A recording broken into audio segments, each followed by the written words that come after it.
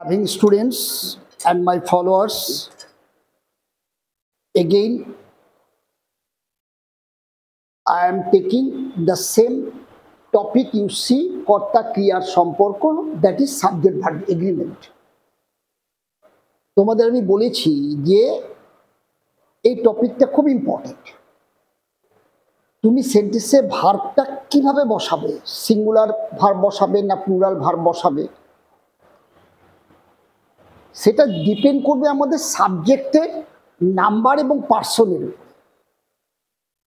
এই যে সাবজেক্টের নাম্বার এবং পার্সন অনুযায়ী যে আমরা ভার্বের সিঙ্গুলার না প্লুরাল ফর্ম হবে, সেই জিনিসটা যে আমরা শিখি, সেই শেখার টপিকটার নাম হচ্ছে সাবজেক্ট ভার্ব এগ্রিমেন্ট, বাংলায় কি বলছি, কর্তা ক্রিয়ার সম্পর্ক। এবং এটা ভীষণ important from the view point of to make your sentence correct. When you go to speak, then you have to deliver your sentence correctly, at least maintaining subject verb agreement, isn't it? And from the viewpoint of your examinations, what you say in your class examination or in your competitive examination, so many questions are set from this important topic. That's why I am giving you all these things so that you can easily understand. Okay? তাই তোমাদের এই বিষয়গুলো খুব প্রয়োজন জানা। আমি চেষ্টা করছি কতটা সহজভাবে তোমাদেরকে এই বিষয়টাকে ধরিয়ে দেওয়া যায়। আমার আগের দু একটা ক্লাসে দেখবে আমি একই টপিক নিয়ে আলোচনা করেছি। আসলে ভার্বটা কিভাবে বসবে সাবজেক্টের সাথে, সেখানে কিন্তু অনেকগুলো রুলস আছে। সেই রুলসগুলোই কিন্তু আমি তোমাদেরকে দেওয়া শুরু করেছি। ইতিমধ্যে অনেকগুলো রুলস তো তোমাদেরকে দিয়ে ফেলেছি। এভাবেই আমি শেষের দিকে যাচ্ছি, হয়তো আর খুব বেশি হলে একটি ক্লাস তোমাদেরকে নিলেই দেখবা রুলসগুলো তোমাদের খুব সহজেই জানা হয়ে যাবে। ক্লিয়ার ব্যাপারটা? এবার দেখো এই রুলটা, দেখো মোর দ্যান ওয়ান। অনেক সময় আমাদের সাবজেক্টে একের অধিক শব্দ এসে সাবজেক্টটা তৈরি হয় এবং সেখানে এই টার্মগুলো কিন্তু তোমরা পাবে সাবজেক্টে। যেমন মনে করো মোর দেন ওয়ান, তারপরে দেখো মোর দেন টু, থ্রি। এই জিনিসগুলো কিন্তু তোমার সাবজেক্টে বিভিন্ন সময় বাক্য লিখতে গিয়ে লাগবে। যেমন আমরা বাংলায় তো বলতেই পারি একের অধিক ছেলে, দুইয়ের অধিক আম। এগুলো আমরা বিভিন্ন কথায় বাংলায় আমরা সাবজেক্টে ব্যবহার করি। ইংরেজিতেও দেখবে তারা কিন্তু আসবে। তখন এই টার্মগুলো পেলে ভার্বটা সিঙ্গুলার হবে না প্লুরাল হবে সেটা জানবে কি করে? দেখো বলছে মোর দেন ওয়ান। খেয়াল করো, এই যে ওয়ান, এটা আমার কাছে কি আছে? সিঙ্গুলার টার্ম আছে। ওয়ান মানে সিঙ্গুলার টার্ম। ক্লিয়ার? তাহলে বলছে মোর দেন ওয়ান সবসময় সিঙ্গুলার ভার্ব নেবে। ক্লিয়ার? তাহলে ওয়ানটা নিজেই তো সিঙ্গুলার। ওয়ানের তোমার মোর মনে হচ্ছে বোধহয় একটা প্লুরাল ফর্ম, প্লুরাল টার্ম মনে হচ্ছে তোমার কাছে, তাই না? কিন্তু মোরের উপর নির্ভর করবে না, করবে হচ্ছে ওয়ানের উপরে তোমার ভার্বটা নির্ভর করবে। ভার্ব ডিপেন্ডস অন, এর উপরে ভার্বস ডিপেন্ড করবে। ক্লিয়ার? অর্থাৎ দেনের পরে যেটা আছে সেটা সিঙ্গুলার যদি মিন করে তাহলে ভার্বটা সিঙ্গুলার হবে। আর এই যে দেন, দেনের পরে যদি টু বা থ্রি থাকে, এই টু বা থ্রি এরা কিন্তু প্লুরাল সেন্স দিচ্ছে। তাহলে মোরের দিকে তাকিয়ে ভাববে না যে ভার্বটা তোমার প্লুরাল করতে হবে। মোর মানে আরো আমরা জানি এই টার্মটাই সেন্সটা আমাদেরকে প্লুরাল সেন্স দেয়, কিন্তু মোরের দিক মোরকে লক্ষ্য করে ভার্ব সেট করা যাবে না। আমাদেরকে দেখতে হবে মোর দেন। এই যে মোর দেনের সাথে যে নাউন বা প্রোনাউন যুক্ত হবে তার সংখ্যাটা দেখো। যদি দেখো ওয়ান তার মানে সিঙ্গুলার, যদি দেখো টু বা থ্রি, টু বা থ্রি হচ্ছে প্লুরাল, তাহলে তোমার ভার্বটা প্লুরাল হবে। Very simple to know, understand? Now you see there are two examples already taken for your better understanding. You see, more than one, this is your singular term. এটা যদি singular হয় তাহলে তোমার noun যেটা সেটাও তোমাকে singular করতে হবে। আমার ওয়ান যদি বলি তখন তো আমি বয়েস বলতে পারবো না, ওয়ান বয়েস তো বলা যায় না, ওয়ান বুকস বলা যায় না, তাই না? ওয়ানের সাথে যে নাউন ফলো হবে সেও সিঙ্গুলার ফর্মে থাকবে। ক্লিয়ার? তাহলে নাউন যদি সিঙ্গুলার হয়ে যায় ফলোইং ইয়োর ওয়ান, তাহলে সিঙ্গুলার নাউন হয়ে গেলে তোমার ভার্বও কিন্তু সিঙ্গুলার হয়ে যাবে। ভার্বটা কি হয়ে যাবে? সিঙ্গুলার হয়ে যাবে। ভার্বও তোমার কাছে কি হয়ে যাবে? সিঙ্গুলার হয়ে যাবে। ঠিক এইভাবে ব্যাপারটা বোঝো। ওয়ান ও সিঙ্গেল, ওয়ানের সাথে কখনো প্লুরাল নাউন হয় না, ওয়ানের সাথে সবসময় সিঙ্গুলার নাউন হয়। সিঙ্গুলার নাউন হয়ে গেলে ভার্বও সিঙ্গুলার হয়ে গেল। ক্লিয়ার? এবার দেখো মোর দেন টু, এই টু এর পরে তোমরা নিশ্চয়ই নাউনটাকে প্লুরাল করতে হবে। টু মানে একের অধিক, তাহলে নাউনটা আমার এস যুক্ত হয়ে গিয়ে প্লুরাল হয়ে গেল। তাহলে যখনই নাউনটা প্লুরাল হয়ে গেল ভার্বটাও আমার কাছে প্লুরাল হয়ে গেল। আমরা জানি হ্যাভের সিঙ্গুলার ভার্ব হ্যাজ, আর হ্যাভটা হচ্ছে প্লুরাল ভার্ব। কেন হয়ে গেল? যেহেতু আমার নাউনটা এস যুক্ত হয়ে প্লুরাল হয়ে গেছে। এই নাউনটা প্লুরাল হলো কেন? কারণ তার আগে সংখ্যা টু আছে, টু মানে একের অধিক, isn't it? In this way you try to recall all these rules, how you can set a real verb or right verb in a sentence, whether your verb is singular or plural. Clear ব্যাপারটা? Now there are 2, 3 and 4 again I am discussing, isn't it? Now you see number 2. তুমি যদি দেখো তোমার সাবজেক্টে এই টার্মগুলো আছে, half, হিপস। হিপস মানে কি জানো? স্তূপ, কোনো কিছুর স্তূপ। তাহলে হিপ মানে জমায়েত, একটা কিছু যখন তোমরা একটা জায়গায় জমা করে উঁচু করে রাখো তাকে বলে heaps. Half, heaps, lots, two thirds, এইগুলো যদি তোমার সাবজেক্টে চলে আসে, you never think they will not come in your subject.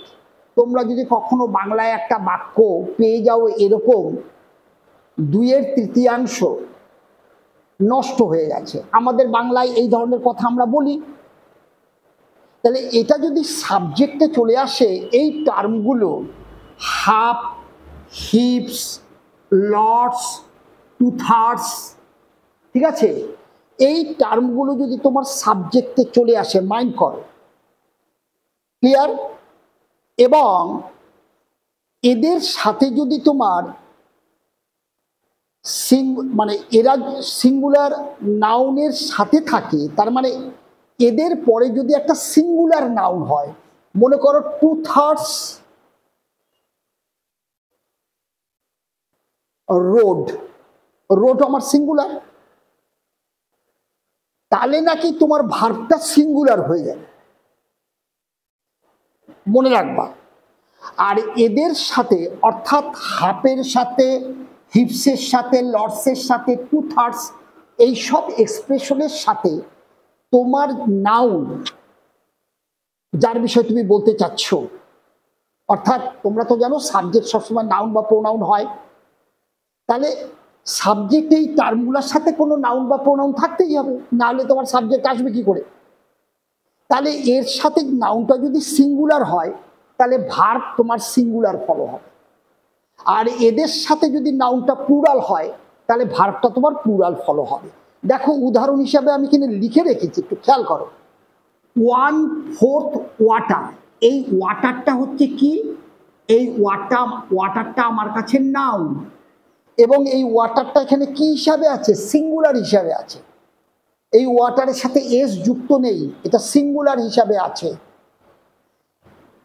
তাই বলছে 1/4 ওয়াটার, এ যদি সিঙ্গুলার হয় তাহলে তোমার ভার্বটা কিন্তু তোমার সিঙ্গুলার হয়ে যাবে, ভার্ব তোমার সিঙ্গুলার হয়ে যাবে। খেয়াল করো, দেখো কত সোজা। হাফ অফ দি ওয়ার্ক, এটা দেখো এস নেই, তার মানে এটাও তোমার কাছে কিন্তু সিঙ্গুলার, এই নাউনটাও তোমার কাছে কি হিসাবে আছে? সিঙ্গুলার হিসাবে আছে। তাহলে এই টার্মগুলো 1/4, হাফ অফ, ঠিক আছে, এই যে লটস অফ, খেয়াল করো, তারপরে এই যে লটস অফ, এই টার্মগুলোর সাথে যে বিষয় বলছো, যে নাউন সম্বন্ধে বলছো বা প্রোনাউন সম্বন্ধে বলছো, সেই নাউন বা প্রোনাউনটা যদি সিঙ্গুলার হয় ভার্ব সিঙ্গুলার হবে, সেই নাউন বা প্রোনাউনটা যদি প্লুরাল হয় তাহলে ভার্ব প্লুরাল হবে। ক্লিয়ার? Very good. তাহলে 1/4 ওয়াটার এটা সিঙ্গুলার, তাই ভার্ব ইজ হয়ে গেল। তোমরা তো জানো ইজের প্লুরাল ভার্ব হচ্ছে আর। হাফ অফ এটা ওয়ার্ক, তাই ইজ হয়ে গেল। দেখো ইজ হচ্ছে আমার কাছে কি সিঙ্গুলার ভার্ব। এবার দেখো হাফ অফ অ্যাপেলস, এইবার এটা কিন্তু প্লুরাল ফর্ম হয়ে গেছে। আপেলগুলির আধাটা, তার মানে আপেলগুলির অর্ধেকটা, তাহলে এটা প্লুরাল হলে ভার্ব প্লুরাল হবে। এই দেখো প্লুরাল হয়ে গেল। ক্লিয়ার ব্যাপারটা? দেখো এরা কত ইম্পর্টেন্ট তোমার কাছে জানা। তোমাকে এগুলার উপরে তোমাকে এরর কারেকশন দিয়ে দিবে, সেন্টেন্স কারেকশন, ঠিক আছে? তাহলে এই জিনিসগুলো আমার জানতে হবে কখন আমার ভার্বটা প্লুরাল ফর্মে হচ্ছে। There is lots of work, দেখো লটস অফ ওয়ার্ক, এই লটসে এস আছে বলে তোমার ভার্বটা প্লুরাল হবে এটা মনে করবে না। লটস অফের পর কি আছে? লটস অফ কোন নাউনকে নিয়ে বসে আছে? ওয়ার্ক, এর সাথে কোনো এস যুক্ত নেই, এটা সিঙ্গুলার আছে, তাই তোমার ভার্বটা সিঙ্গুলার হচ্ছে। ক্লিয়ার ব্যাপারটা? এবার দেখো লটস অফ পিপল, এইবার এই পিপল তোমরা জানো এ হচ্ছে প্লুরাল। Plural clear?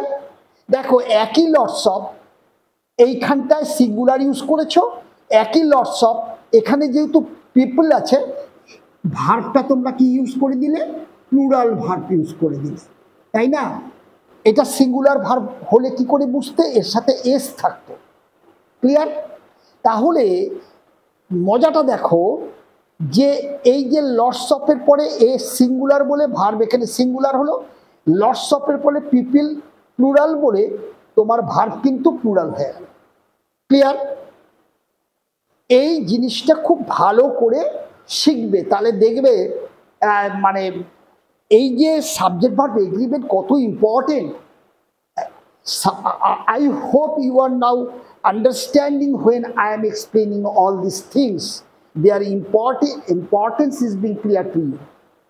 এবার দেখো 3 নম্বরে কি বলছি, যখন কোনো নাউনের পূর্বে মেনি এ বা মেনি অ্যান, অনেক সাবজেক্টে তুমি এই টার্মগুলো পাবে, very important, many a many an.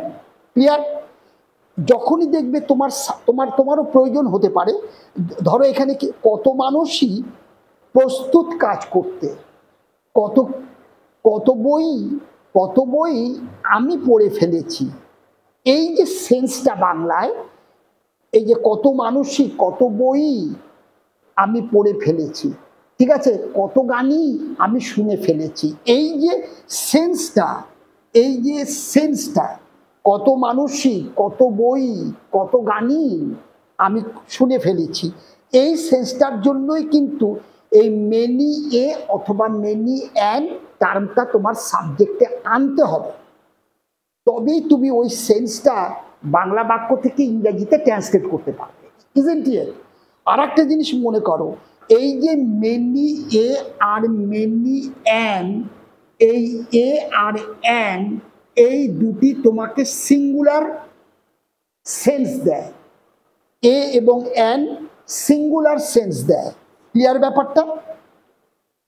যেহেতু এ এবং অ্যান সিঙ্গুলার সেন্স দেয়, এর পরে যার বিষয় বলতে চাচ্ছ বই নাকি আম, তারা কিন্তু সিঙ্গুলার ফর্মেই বসবে, কখনো প্লুরাল ফর্মে বসবে না, বিকজ সেই নাউনটার আগে অ্যান বা এ আছে, এ বা অ্যান থাকলে ও চিরকাল সিঙ্গুলার হিসাবে বসবে এবং ভার্বটাও সিঙ্গুলার হবে। যদিও তোমার সাবজেক্টটা মেনি দিয়ে শুরু হচ্ছে, মনে হতে পারে যে মেনি মানে তো অনেক, আসলে তা নয়।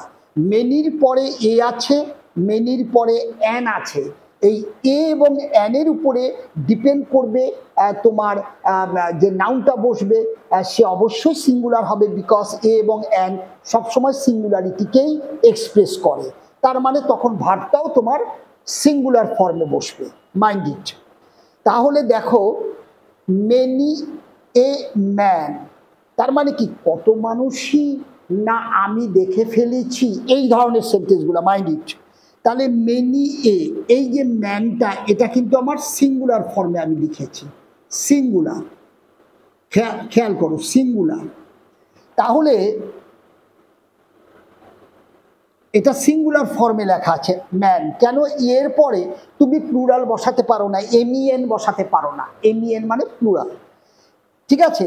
তাহলে আমার এবার এটা যখন সিঙ্গুলার হয়ে গেছে আমার ভার্বটাও কিন্তু সিঙ্গুলার হয়ে গেছে, ম্যানি আছে বলে আর ব্যবহার করা যাবে না in this sense, mind it, okay.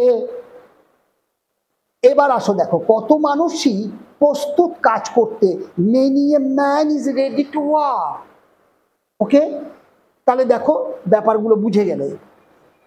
এবার যদি অ্যান দিয়ে থাকতো many an Apple, not apples, plural হবে না, কারণ অ্যান সিঙ্গুলার ইন্ডিকেট করে, তারপরে নাউনটা তোমার সিঙ্গুলার হবে, ভার্বও সিঙ্গুলার হবে, okay. Now you see number 4, a great many, a good many, too many, এরা সব সময় প্লুরাল নাউনকে নিবে। কেন? দেখো এখানে মেনিতে শেষ হচ্ছে,